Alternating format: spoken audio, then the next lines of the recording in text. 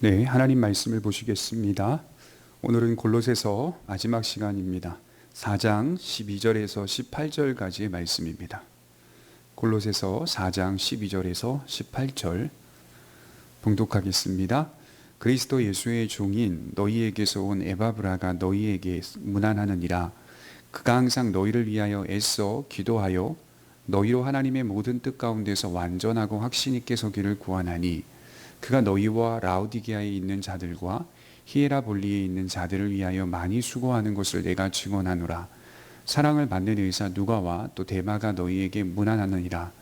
라오디게아에 있는 형제들과 눈바와 그 여자의 집에 있는 교회에 문안하고 이 편지를 너희에게서 읽은 후에 라오디게아인의 교회에서도 읽게 하고 또 라오디게아로부터 오는 편지를 너희도 읽어라.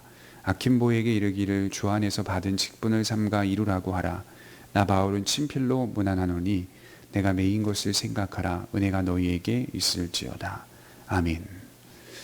바울은 항상 자신과 함께 동역하는 동역자들을 존경하였고 사랑하였으며 자랑하기를 주저하지 않았습니다. 그래서 지난 시간 저희가 살펴보았듯이 바울을 도왔던 두기고, 오네시모, 그리고 유대인 동역자 세 사람 아리스다고, 마가, 유스도를 소개하였던 것이죠.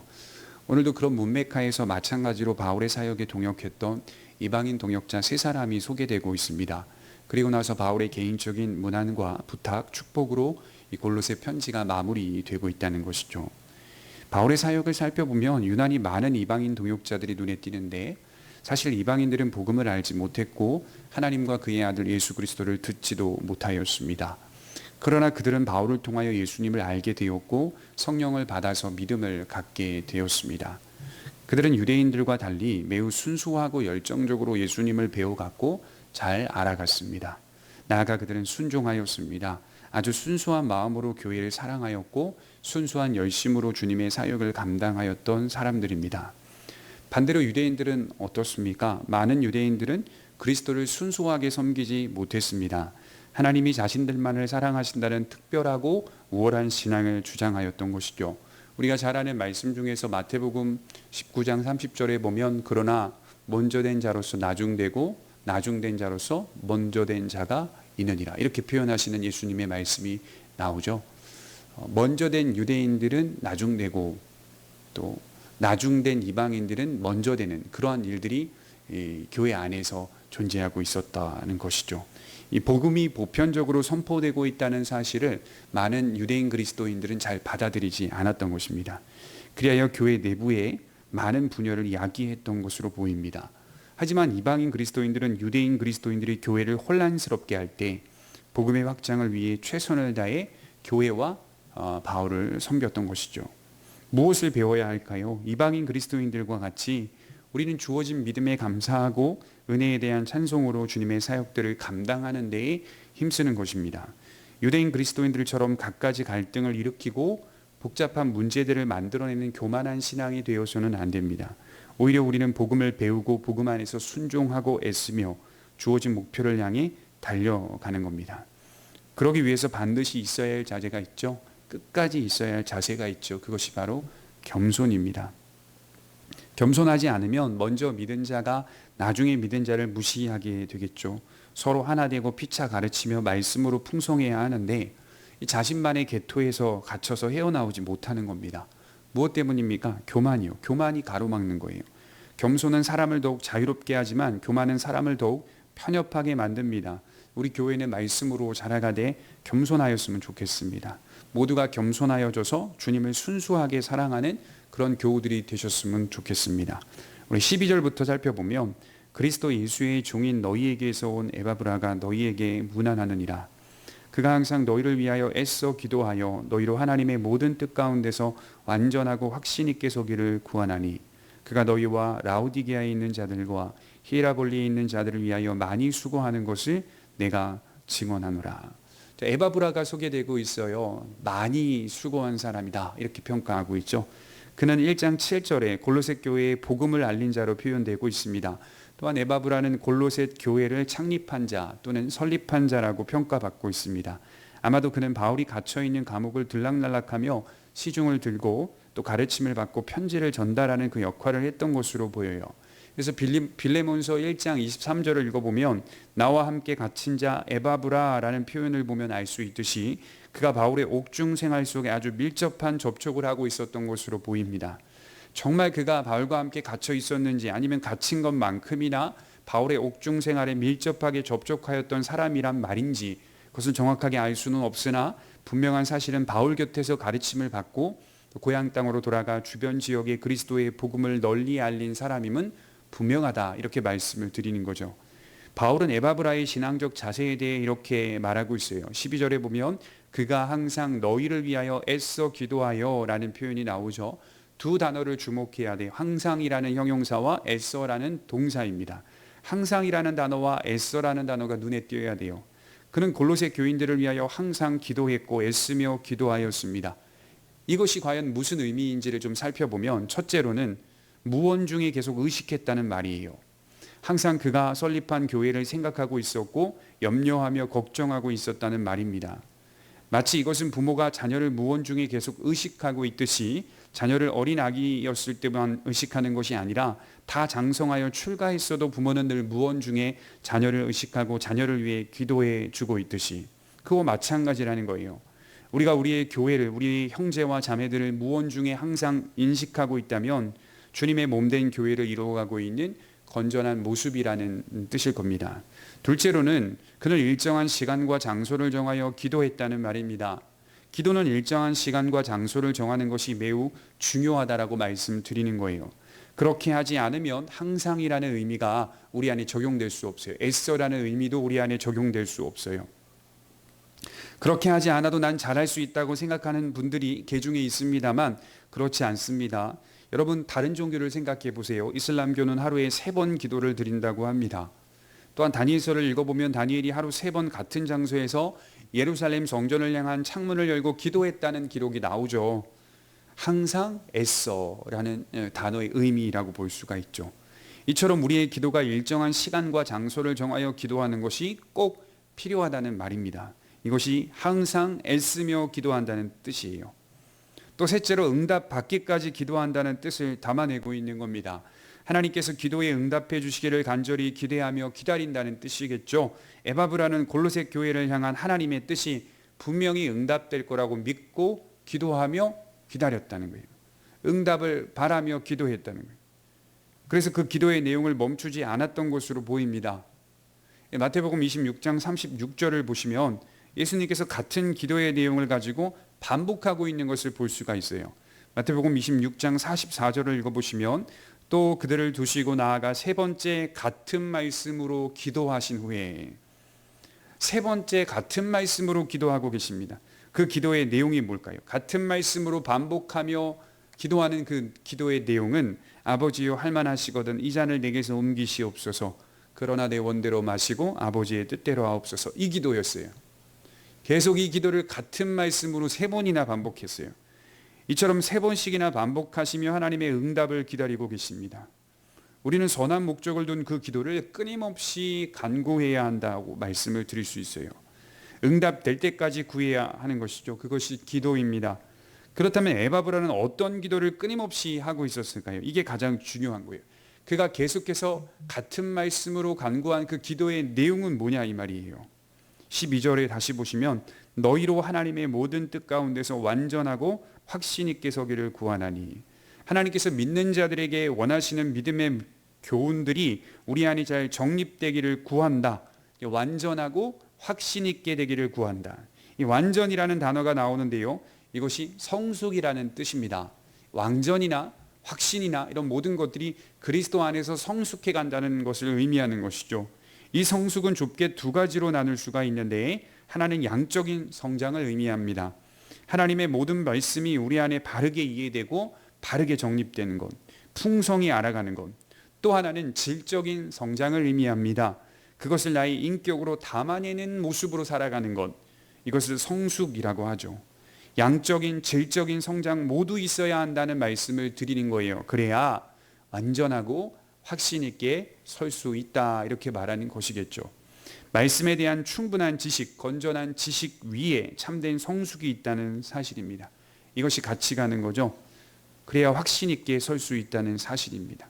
하나님의 말씀은 멀리하면서 자신은 성숙한 신자라고 생각할 수 없다라고 할 수 있습니다. 말씀을 가까이 하며 성숙해지는 거죠. 특별히 왜 이러한 기도의 내용을 강조하냐면 골로새 교회의 상황 때문이겠죠. 살펴보았듯이 골로새 교회는 지금 위기였습니다. 나쁜 사상이 교회 안에 침투하여 유행하는 시기였어요. 그렇기 때문에 말씀을 건전히 이해하지 않고서는 확신 있게 설 수 없었다는 말입니다. 여러분, 교회의 역사를 보면 시대마다 새로운 이단들이 등장하는데, 그리고 그들이 유행하는 시기가 있어요. 그 이단들이 유행합니다. 그런데도 흔들리지 않는 중요한 이유는 우리가 하나님의 모든 말씀을 바르게 이해하고 있기 때문일 것이죠. 다른 말로는 완전하고 확신 있게 서 있기 때문입니다. 간단히 보면 예수님은 하나님이시자 참된 인간이시라는 이 분명한 믿음 위에 기독교 신앙이 있다면 흔들리지 않습니다. 구원은 오직 믿음으로만 받을 수 있되 이 믿음은 행위를 내포하고 있다는 사실을 고백할 때 우리는 흔들리지 않습니다. 또한 믿음은 오직 하나님의 은혜로우신 주권과 선택 속에서 온전히 작용한다는 사실을 믿을 때 우리는 흔들리지 않습니다. 이처럼 에바브라는 골로새 교우들의 믿음을 위해 기도하였습니다. 사실 목사인 저도 우리 교우들을 위해 여러 가지의 기도 제목을 놓고 기도하지만 사실 다른 것들은 다 두 번째고요. 믿음에서 이탈되지 않게 해달라고 간구하는 것이 제 첫 번째 기도 제목입니다. 우리 성도들이 완전하고 확신 있게 서기를 간구합니다. 이것이 저에게 가장 중요한 본질이고 제게 하나님께서 맡겨주신 소명이기 때문입니다. 또한 14절에 보시면 사랑을 받는 의사 누가와 또 데마가 너희에게 문안하느니라. 두 사람이 소개되는데 한 사람은 의사 누가, 또 한 사람은 데마입니다. 먼저 누가는 어떤 사람입니까? 바울에게서는 가장 가까운 사람이에요. 그래서 바울은 디모데후서 4장 11절에 이렇게 표현해요. 누가만 나와 함께 있느니라. 누가만 나와 함께 있느니라. 누가는 바울의 사역이 끝날 때까지 임종식까지 그 자리를 지켰던 동역자라고 평가받고 있습니다. 그는 아주 청명한 사람이었어요. 한글 번역해 보니까 누가를 조사로 소개하고 있는데 지금으로 말하면 전도사입니다. 누가는 전도사로서 충실히 그 사명을 감당했던 자입니다. 예수님께서 사도 요한을 통해 이는 내 사랑하는 자라고 말씀하였듯이 바울에게 누가는 이는 내 사랑하는 자였어요. 특별히 사랑하는 자였어요. 바울의 부족함을 채워주었고 모든 사역에 동반하였습니다. 이처럼 이러한 이방인 동역자들이 없었다면 바울은 수많은 교회들을 세울 수 없었고 하나님의 나라와 하나님의 복음을 바르게 증거할 수 없었을 것입니다. 하나님의 섭리가 참 귀하죠. 누가는 누가복음과 사도행전을 기록한 저자로 알려져 있습니다. 그만큼 넓고 깊게 주님의 일들을 감당했던 자입니다. 세상적으로 직업이 의사였음에도 불구하고 좋은 직업을 가지고 자신을 위해 살지 않고 주님과 교회를 위하여 살았던 그의 모습은 그리스도인의 인생이 어떠해야 하는지를 분명하게 보여주고 있어요. 바울도 마찬가지입니다. 좋은 학교를 나오고 좋은 배경을 가진 그가 자신이 가진 모든 것들은 그리스도 안에서 배설물로 여길 뿐이라는 그의 고백은 그리스도의 종으로 산다는 것이 가장 가치 있고 귀한 일임을 보여주고 있는 대목입니다. 그래서 우리 그리스도인들은 목표가 좋은 직업이 되어서는 안 되는 거예요. 사실은 목표가 좋은 배경이 되어서도 안 되는 거예요. 목표가 사회적으로 높은 위치에 올라가는 것이 목표라고 생각해서는 안 되는 거예요. 그 목표를 두고 사는 사람이 아니라 그리스도의 종으로 어떤 일들을 하나님께서 나에게 맡겨주신다 하더라도 그 안에서 그리스도의 종으로 산다라고 하는 그것이 가장 귀하고 가치 있는 것임을 늘 마음에 새기며 살아갈 때 그가 높은 직업을 갖고 있다 하더라도 그가 낮은 직업을 갖고 있다 하더라도 그 모든 것들이 중요한 게 아니라 거기서 그리스도의 종으로 삶을 살아가는 것이겠죠. 그리고 좀 아쉬운 사람이 등장합니다. 여기서는 바울과 동역했던 인물로 기록되어 있는데 디모데후서 4장 10절에서는 데마는 이 세상을 사랑하여 바울을 버리고 갔다라고 표현되고 있어요. 지금 골로새서를 기록할 당시에는 바울 곁에서 신실하게 동역했던 자로 지금 평가받고 있어요. 지금 그렇게 바울이 평가하잖아요. 데마를 추천하잖아요. 그러나 후에는 이 세상을 사랑하여 바울 곁에서 떠나갔다. 두 가지 생각을 하게 되죠. 하나는 주님을 버리고 세상으로 갔다는 뜻일 수도 있고 후에는 신앙이 약해졌다는 뜻일 수도 있습니다. 보통 정설은 예수님을 버렸다라고 정의되고 있습니다. 이처럼 처음에는 동역했다가 떠나는 자들도 있다는 것을 확인할 수 있어요. 바울은 이러한 경험들을 정말 많이 했습니다. 정말 지지하고 협력한 사람들도 있었지만 실망을 주고 떠나간 자도 있었어요. 그러나 그때마다 사람을 의지하며 주의 일을 해서는 안 된다는 사실을 깨닫게 된 것이죠. 여러분, 우리의 사역이 중심과 방향을 잡을 수 있는 유일한 근거는 나를 도와주는 동역자들 때문이 아닙니다. 물론 이 동역자들 때문에 위로를 받고 평안을 얻기도 해요. 그러나 그 근거는 그들 때문은 아니라는 거예요. 우리 주님 때문입니다. 함께 사역을 하는 사람들이 내게 힘이 되고 기쁨이 되는 것은 사실입니다만, 그러나 어느덧 그 사람들을 의존하려는 경향이 생길 수 있습니다. 그래서 조심해야 되는 거예요. 우리 성도님들도 신앙생활을 하다 보면 같은 신앙을 나누고 같은 어려움을 나누며 함께 교제했던 성도가 등을 돌리는 것을 경험할 때가 있을 겁니다. 배신감이 들고 낙심이 들죠. 내가 그를 얼마나 의지했는데. 그러나 그럴 때마다 오늘 이 말씀, 사람을 의지하는 게 아니라 하나님을 의지하는 것입니다. 사람은 언제든지 바뀔 수 있고 떠날 수 있다는 사실을 인지해야 합니다. 그러나 우리 주님의 사랑과 은혜는 변함없다는 사실을 기억하면서도 거기서 깊은 은혜를 경험하는 성도들 되시길 바랍니다. 끝으로 개인적인 문안과 부탁, 축복이 담겨 있죠. 15절에 보시면 라우디게아에 있는 형제들과 눈바와 그 여자의 집에 있는 교회에 문안하고, 이 편지를 너희에게서 읽은 후에 라우디게아인의 교회에서도 읽게 하고 또 라우디게아로부터 오는 편지를 너희도 읽으라. 아킨보에게 이르기를 주 안에서 받은 직분을 삼가 이루라고 하라. 골로새 교회에 가까이 있는 라우디게아 교회 또한 이 편지를 읽었던 것으로 보입니다. 각 지역의 교회들이 세워져 있었고 바울의 서신들은 공적 서신이 되어서 서로 돌려가며 윤독했던 것으로 보입니다. 바울의 편지는 공적 서신이었다는 것을 볼 수가 있죠. 또한 교회들이 주로 가정에 세워져 있다는 것도 확인할 수 있습니다. 이것이 바로 초대교회의 모습이었어요. 그리고 아킨보라는 사람이 나오는데 그 사람에게 이렇게 말하고 있어요. 주 안에서 받은 직분을 삼가 이루라. 이 직분에 대한 의미도 찾아볼 수 있을 겁니다. 교회 안에 직분이 있었다는 사실을 말해주기도 하고, 그런데 이 직분이 사람이 임명한 직분이 아니라 주 안에서 또는 교회의 권위 아래에 있는 직분임을 강조하고 있습니다. 저도 우리 성도님들도 직분을 귀하게 여기는 건 그것이 교회의 권위 속에 주어진 것이기 때문입니다. 사람이 준 직분이 아니라 그리스도께서 우리를 통해 이루시는 직분임을 기억할 때 삼가 주의하며 조심하며 겸손하며 이룰 수 있는 자세가 주어지는 겁니다. 그 직무가 항상 하나님 앞에 서 있다는 사실을 의미하는 것이겠죠. 그래서 우리는 거룩한 직분이라고 표현하는 겁니다. 마지막으로 바울은 자신이 처한 형편과 사정을 이야기하며 담대할 것을 권면하고 있습니다. 복음으로 인하여 순환을 당하는 바울의 모습은 다른 그리스도인들에게 충성할 동기를 가져다 준 것입니다. 그러므로 우리의 헌신은 다른 그리스도인들에게 충성할 동기가 될 수 있다는 것이겠죠. 서로 독려하는 신앙의 모습이 있기를 바랍니다. 마지막 절을 같이 한번 읽어볼까요? 18절입니다.